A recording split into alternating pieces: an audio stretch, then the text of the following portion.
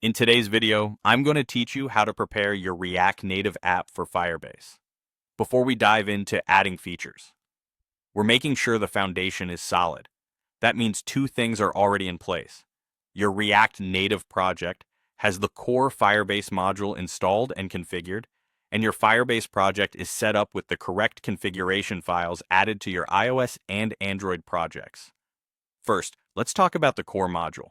The package you need is the React Native Firebase app module. This is the bridge that lets your React Native code talk to Firebase on each platform. When it's installed and configured, your project knows how to initialize Firebase at runtime, and other Firebase modules can hook into it. A quick way to confirm you're good to go is to check that the dependency exists in your project and that your app launches without Firebase initialization errors. If your app boots cleanly and you've previously followed the setup guide for this module, you're in the right spot. Next, your Firebase project. In the Firebase console, you should have created a project and registered at least one app for each platform you're targeting. For iOS, that means the apps bundle identifier in Firebase matches the one in your Xcode project.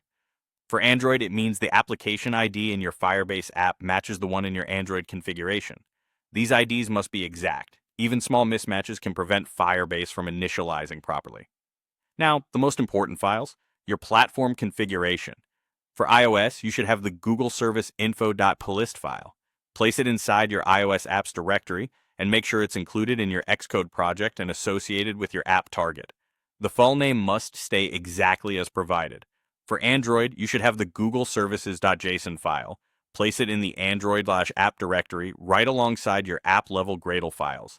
Again, use the exact file name. Avoid copies in nested or wrong folders, as multiple versions can confuse the build process. A few practical tips to keep everything smooth.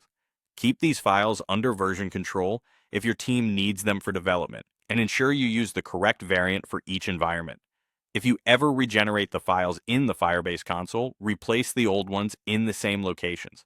And remember, the configuration files are specific to the bundle ID or application ID you registered, so double-check those values before downloading.